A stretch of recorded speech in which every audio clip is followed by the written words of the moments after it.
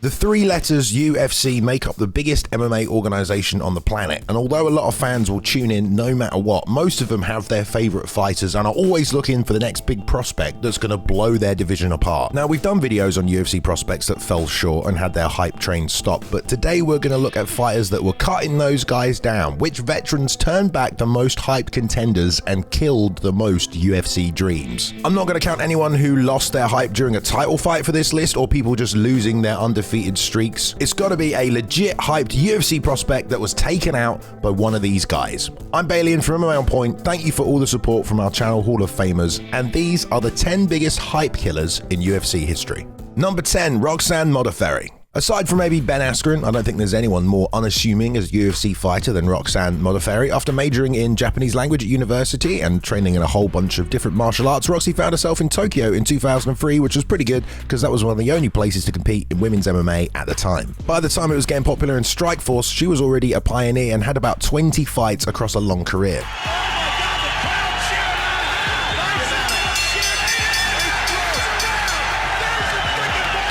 She was on the first women's cast of The Ultimate Fighter in 2013. She didn't do great, and she didn't even get invited to join the UFC after that, so she went back to Invicta for another 4 years. But she made it back for another season of The Ultimate Fighter and even found herself in the final fighting for the inaugural flyweight title. She didn't win though, and at this point she was considered a journeywoman. You know, she had nearly 40 fights. As is typical for the UFC, they matched up the vet Roxy with a upcoming star, Valentina Shevchenko's sister Antonina. Now, of course, everyone expected her to fight as well as her sister, but Modafferi ended up taking her down 5 times and ended her UFC win streak and her undefeated record. Just one fight later and Roxy was matched up again with another top prospect, Macy Barber, on a 4-fight win streak, and she was talking about becoming the youngest UFC champion ever. Once again, the Happy Warrior was able to control her for large portions of the fight and even knocked her down in round 2. She's also taken a few other O's in her career, which ended 25-20, where despite her losses and awkward style, she proved difficult for anyone to handle. Number 9, Beneil Dariush. There's a certain sentimentality a lot of hardcore fans have towards Beneil Dariush. This year will be his 10th in the UFC, and he certainly fought almost every lightweight of note. After his initial UFC run, he'd taken the O from Diego Ferreira, but no one really looked at him as a hype prospect at the time. Shortly after that, though, Benny drew another undefeated guy in James Vick, who was 9-0, and after losing on The Ultimate Fighter, won 5 UFC fights in a row,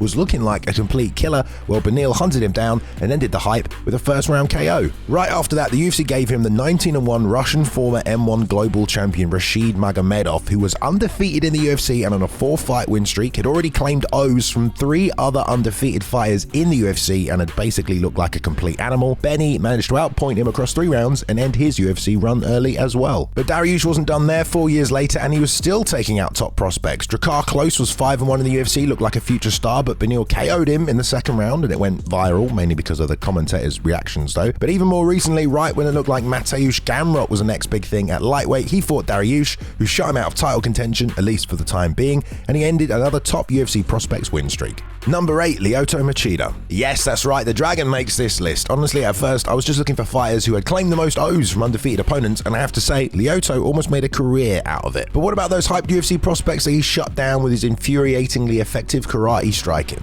After handing out losses to the likes of BJ and Rich Franklin in Japan, Lyoto entered the UFC in 2007 at 8-0. His first 3 wins were all by decision though, so not many people started paying attention until they matched him up with one of the most hyped UFC prospects of all time in Sokoudjou. He was fresh off of his double wins in Pride over 2 of the top guys in the weight class. He was extremely hyped. Didn't matter to the Dragon though how popular Sokoudjou was. He submitted the African in round 2 and honestly demoralized several members of the fan base at the same time. One fight later, the UFC booked him in a matchup with undefeated fighters as they put him up against Thiago Silva. He was a Brazilian Muay Thai KO artist, had finished 4 of his UFC opponents, was undefeated, and he stepped in the cage with Lyoto, who danced around him before knocking him out in the first round. He then took Rashad Evans' O, but we aren't counting that one, it was a title fight. So fuck it. Machida then continued to fight pretty much only MMA legends until losing his middleweight title shot. He went on a 3-fight skid and then was matched up with another prospect in Eric Anders, who was also 10-0, the former LFA champion, and had 2 good UFC wins, but as the underdog, Lyoto found a way to win and collected another O. But really, stopping the hype trains of Sokoudjou and Thiago Silva were enough to get him on this list. Number 7, Neil Magny. Well, believe it or not, the man we know as Neil Magny has had 32 UFC fights in his career, and after perhaps not the best start, he found himself on a 6-fight win streak, 5 of them in 1 year, where he took out a lot of UFC prospects. Magny's initial hype died down, but after 3 years and 13 fights, he drew the absolute monster Hector Lombard. Now, when he entered the UFC, it was with a ton of hype. He was on a 23-fight win streak with defenses of world titles and other promotions. Hector had already lost in the UFC in close split decisions, but that was at middleweight. He went back to welterweight, where he was undefeated in over 30 fights and looked just as dominant as ever by the time he matched up with Neil Magny. Neil weathered a hellacious opening round before turning the tables and shutting down Hector and his hype train entirely. A few years on, Neil would have some more good wins though and tough losses, and in 2022 he was thrown in with another hype prospect in D-Rod, Daniel Rodriguez. The American slugger had 4 UFC wins against well-known guys like Mike Perry, Kevin Lee, The Leech, but Magny was able to take him down 5 times and finally finished him in the 3rd round with a performance of the night-winning Darce choke. And of course, recently we saw Neil take the trip up to Canada off the back of perhaps the toughest loss in his career, going up against another supremely hyped prospect in Mike Malott, and once again Magny weathered the early storm before securing another 3rd round finish.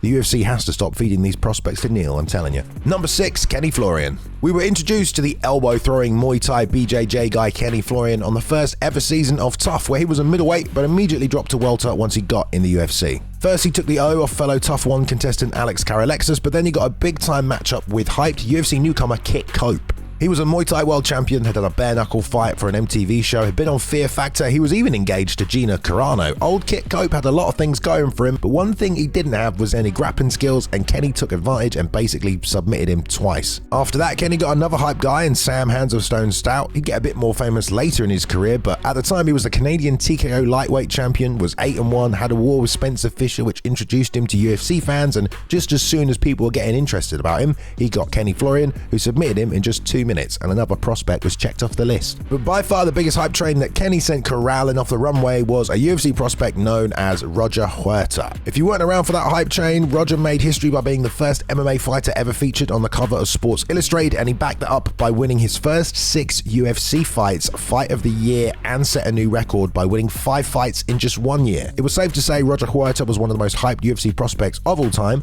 Dana said he was a dream come true and the reason they might be taking the show to Latin America, but once again, Ken Flo turned up and turned back another UFC hopeful. Number 5, Donald Cerrone.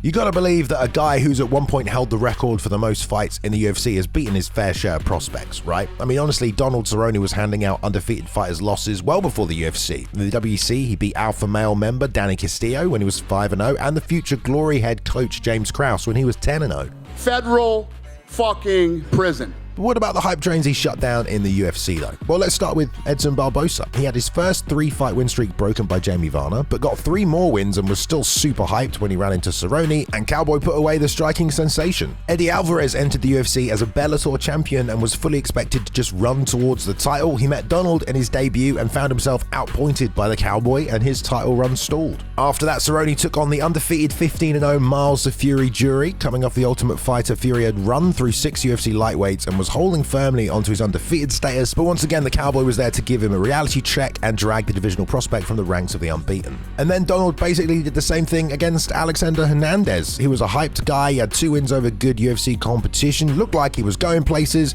I just see myself facing an insecure little lad swinging on a saddle with a pop gun and a feather in his hat.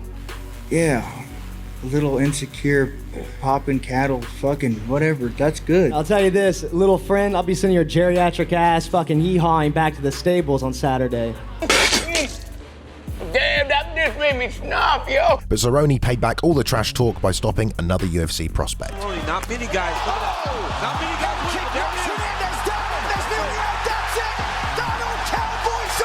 Number 4, Ilia Toria. Still undefeated and about to fight for a title, the Georgian bull tamer has run through the featherweight division in the UFC. Several times he was put up against a fellow hyped prospect and he's been able to come out on top. To kick off his UFC career, Topuria ended the 4-fight win streak of fellow newcomer Youssef Zalal, but after that he fought his first true UFC prospect, the Wizard Ryan Hall, a guy with one of the weirdest and yet still oddly effective styles in the division. Ilia shut down his game completely and also kind of stole all the Ryan Hall fans when he TKO'd the Jiu-Jitsu Wizard in the first round.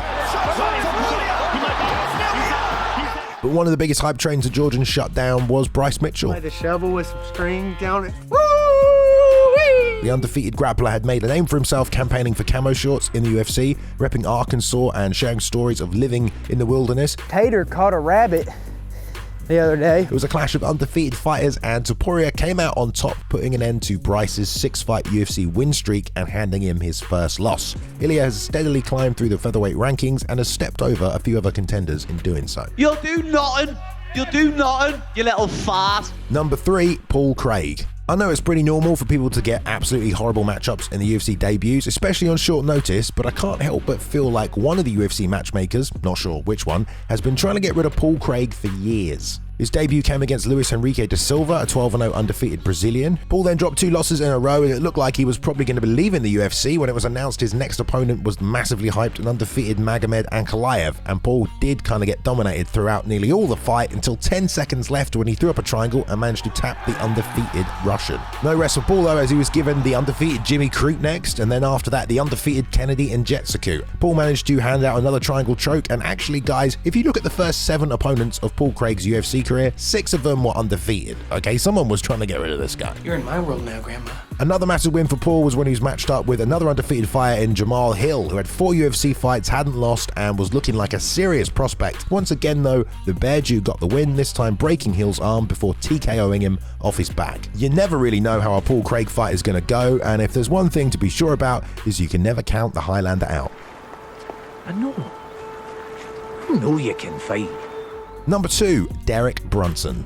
Although Blonde Brunson has become a bit of a meme in recent years, he spent 10 years in the UFC where he had his ups and downs, but was given the task on many occasions of removing rising stars from the UFC rankings. Brunson started his UFC career with a 5-fight win streak, which was ended by Robert Whittaker, and then he had a rather strange loss handed to him by Anderson Silva, and it appeared Derek would sit firmly as a gatekeeper to the top 10 of the division. He first off broke all true MMA fans' hearts when he stopped the 4-fight win streak of Dan Kelly. You know, Dan wasn't super hyped, but he was 13-1 in his career, and his UFC run was pretty spectacular until Brunson shut it down. On another bounce-back streak, Derek was matched up with the surging Ian Heinisch, all before Brunson carried him to 15 minutes and ended the fan hype around him. Right after that, Derek got another rising star in the undefeated Golden Boy Edmund Shabazian, who'd finished 4 UFC opponents in the first round. He was a heavy favorite going into that one, but once again, Brunson showed just how dangerous he can be as a fighter. Oh, he's out! Oh my gosh. That's a good call from her. And right after that, we got a performance that a lot of people didn't like against Kevin Holland. Derek totally neutralized him and out-wrestled him, ending the 5-fight win streak of the UFC hype train. Sure, Brunson may have had some inconsistent performances, but he's taken out more than his fair share of UFC prospects. Number 1, Jorge Masvidal. Gamebred has been shutting down other MMA prospects since his time as an up-and-coming fighter, right up until he was a UFC veteran. Let's start way back in 2005 when a 5-1 Masvidal was matched up with a fellow surging regional contender to headline AFC. That man happened to be UFC legend Joe Lozon. J-Lo was already 8-0, with all of his wins coming by finish. It was a big show for Florida's MMA scene, and George gave Joe his first loss that night. Masvidal's career continued as he traded wins and losses in promotions across the world. He ended up in Strikeforce, but Jorge's next big star killer moment was in the UFC in a matchup with Mike Chiesa. He just won a very difficult season of The Ultimate Fighter and finished everybody on the show, and then got back-to-back rear naked chokes in 2 UFC fights. He looked like he was going places in the division, but Jorge showed how good his own grappling was and ended up tapping the submission expert and taking Chiesa's undefeated record. After Donald Cerrone switched to welterweight, he went on an epic 4-fight win streak, but then he was matched up with Jorge, and once again, Masvidal shut down another hype train. But the reason Masvidal gets the number 1 spot is because of his fight with Ben Askren. As an undefeated champion outside of the UFC, Ben was long looked at as the best fighter not competing in the promotion. After he retired, he came back to have a run in the UFC. He was hyped by the hardcore fans, but the massive amount of promotion he received and skills on the mic quickly made him one of the most hyped prospects in UFC history. Yeah, they need to keep the idiot away from me. I don't want any chances that he's gonna do something stupid before the fight and ruin it. Yeah, he's that dumb. He's that dumb where, I mean, it's gonna ruin his paycheck too, right? Not just mine. How do you beat him? Any way I want. I dominate him whole time. I mean, he was talking about pulling GSP out of retirement or fighting Khabib, but instead was KO'd by Jorge Masvidal in just 5 seconds. It's the fastest UFC knockout ever, and it completely shut down 10 years of hype for Ben Askren. Alright guys, usually we end up talking about hype prospects or those prospects that never made it to where they were supposed to go, but today, flipped it on its head, talking about the guys who took them people out. I want to give a shout out to Luke Taylor. Thank you, Luke, for editing this video. He is the boy of The Office, no longer a boy, but a man, the day man. I'm just kidding. Go follow him on social media. Here are his stuff at @CallToMe_. Show him some appreciation. Thank you, Lucas. Guys, we have a very special deal for any MMA On Point channel members. Our top membership subscription is coming down from $14.99 to $8.99 if you're a Hall of Famer. And that means you're going to get access to all of the good stuff, the live streams and things like that. Lots of fun stuff if you want to become a channel member. Who took out the most hype guy? Let us know in the comments down below. If you enjoyed the video, give us a thumbs up as well. Give us a like. We appreciate that. Or subscribe if you're new and you're not subscribed. There's more videos coming your way every single week. Thank you very much, guys. I'll see you in the next one. Goodbye.